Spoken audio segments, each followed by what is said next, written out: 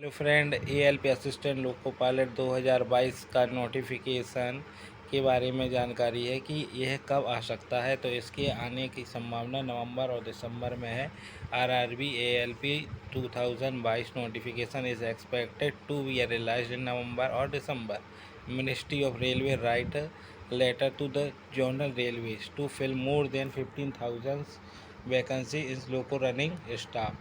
तो assistant loco pilot and train driver की vacancy आ सकती है। और RRB ALP notification 2022 expected to release the November या दिसंबर 2022। तो यह जो है नवंबर दिसंबर में 2022 में यह वैकेंसी को डाल सकता है। और यह जो है तो ministry of railway has release the circular date the March 14 March 2022 regarding filling up a promotional.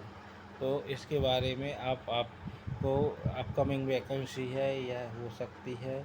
और loco pilot electrical and mechanical vacancy आ सकती है। यह होती है ट्रेन ड्राइवर की वैकेंसी होती है।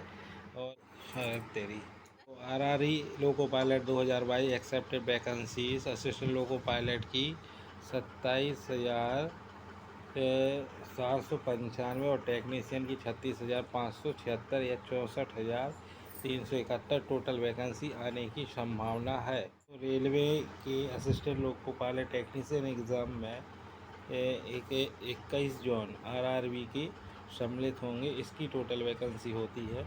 और इसकी जो एजुकेशन क्वालिफ़िकेशन होती है वो 10th क्लास प्लस आईटीआई या डिप्लोमा इन इंजीनियरिंग होना अनिवार्य है। और एज लिमिट जो होती है वो 20 ईयर्स या 20 ईयर्स से 28 ईयर्स होना अनिवार्य है। और इसकी जो शुल्क है वो समथिंग SC ST और PWD के लिए 250 रुपये और 215 रुपीज़ एंड जनरल ओबीसी के लिए 500 रुपये इसकी एग्जामिनेशन फ़ीस। 2018 का आप नोटिफिकेशन देख रहे हैं तो इसकी डिटेल्स को आप इस तरीके से समझिए। Details of centralise employment notification CN1/2018। तो इसके में requirement for the post of assistant loco pilot train driver की वैकेंसी होती है। और यह इसमें क्या क्या आपके लिए क्वालिफ़िकेशन होगी वो आप इसके नोटिफिकेशन के माध्यम से देख सकते हैं कि कौन सी वैकेंसी आप किस सेक्टर में आई हुई थी 2018 में। तो ये जो वैकेंसी थी टोटल ऑफ 2018 की वैकेंसी थी असिस्टेंट लोको पायलट की। तो ये जो सम्मिलित बोर्ड है जो ये है। और वेरियस पोस्ट ऑफ टेक्नीशियन भी उसी में सम्मिलित होकर आती थी। तो इसी प्रकार से टोटल कितने जोन थे 21 जोन्स थे। और ये नंबर ऑफ वैकेंसी इतना लोको पायलट और टेक्नीशियन की सम्मिलित होकर आई हुई थी। इसी के साथ आप देखिए कि इसमें विजिबिलिटी, हाँ ये बहुत अहम बात है कि आपको याद रखना है कि आपको कोई भी दृष्टि बाधित नहीं होना चाहिए। आपका जो आँख है आई वो 6/6 without the glass with the fogging test यह करवाना अनिवार्य होता है। और ये A1 B1 B2 और C1 इस तरीके से होते हैं। ये डिस्टेंस विजन्स जो होते हैं आपको मेडिकल अथॉरिटी से बनवाना पड़ेगा। और आपको ऑनलाइन अप्लाई करते समय यह विज़न सर्टिफिकेट आपको लगेगा। बहुत ही अनिवार्य है इस पोस्ट के लिए।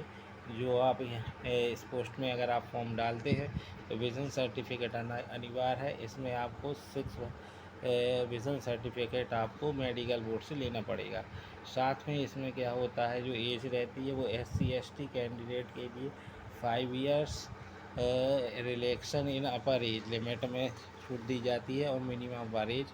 और OBC के लिए आपको क्रीमी नॉन क्लियर कैंडिडेट के लिए 3 इयर्स की छूट दी जाती है। और PWD के लिए तो person without disability 10 years, PWD OBC non criminal के लिए 13 इयर्स, PW SC ST के लिए 15 इयर्स।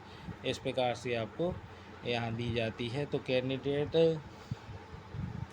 इसके बाद इसी नोटिफिकेशन के माध्यम से आप समझ सकते हैं कि किस तरीके से आप अपना फॉर्म सबमिट कर सकते हैं। आप देखेंगे कि इसमें इंजीनियरिंग डिप्लोमा इंजीनियरिंग डिप्लोमा कौन कौन सी ट्रेड, तो इसमें एजुकेशन की बात होती है। तो फिर क्या होता है कि जो इंजीनियरिंग डिसिप्लिन है या डिप्लोमा डिग्री जो होती है वो किस स्ट्रीम से, electrical engineering and combination of the various stream of electrical engineer. और इसी प्रकार आईटीआई वालों के लिए electrician, instrument mechanic, wireman, binder, armature, refrigeration, air conditioning machinist. Electrical electronics engineering combination जो डिप्लोमा वाले जो रहते हैं वो डिप्लोमा के लिए होता है। मैकेनिकल इंजीनियरिंग डिप्लोमा या ऑटोमोबाइल इंजीनियरिंग में डिप्लोमा होना अनिवार्य है। फिर आपकी जो आईटीआई है वो electronics, mechanic radio fitter, mechanic fitter और भी mechanic motor vehicle, tractor machinist, mechanic diesel turner, refrigeration, air conditioning, heat engine, mill wright, maintenance mechanic या और इससे के बाद आप ऑटोमोबाइल से भी जा सकते हैं, जैसे mechanic motor vehicle, tractor mechanic से आईटीआई हो या मैकेनिक डीजल से। तो ये सभी ट्रेडों से संबंधित आईटीआई वाले इसमें डाल सकते हैं। जो टेक्निकल ट्रेड से होते हैं वो इस लोको पायलट वैकेंसी के लिए फॉर्म को सबमिट कर सकते हैं। और साथ में यह जो आप फॉर्म सबमिट करेंगे तो इसमें जो पेपर आता है तो वो किससे संबंधित आता है, तो इसमें आपके लिए पेपर में फिटर, इलेक्ट्रिकल, डीजल मैकेनिक सभी से संबंधित क्वेश्चन पूछे जाते हैं। और इसमें सीवेट 1, सीवेट 2 करके टू सीवेट 1 पैटर्न में जो पैटर्न होता है, math questions 20, general intelligence reasoning के 25 क्वेश्चन, जनरल साइंस के 20 क्वेश्चन और general awareness on current questions होते हैं 10 क्वेश्चन। तो और इसका जो ड्यूरेशन टाइम होता है वो 16 मिनट्स होता है, 60 मिनट होता है। इसके बाद नेक्स्ट जो सीवेट 2 एग्ज़ाम जो होगा उसमें आपके लिए पार्ट ए में math, general intelligence, basic engineering science और general awareness and current affair से संबंधित टोटल 100 क्वेश्चन होंगे। टाइम होगा आपका 19 मिनट्स। पार्ट बी रहेगा तो उसमें रिलेटिव ट्रेड, आप जिस ट्रेड से हैं उस ट्रेड के बारे में आपसे क्वेश्चंस पूछे जाएंगे। तो यह जो होंगे ये 75 क्वेश्चंस होंगे और टोटल मिनट होगा 16 मिनट्स।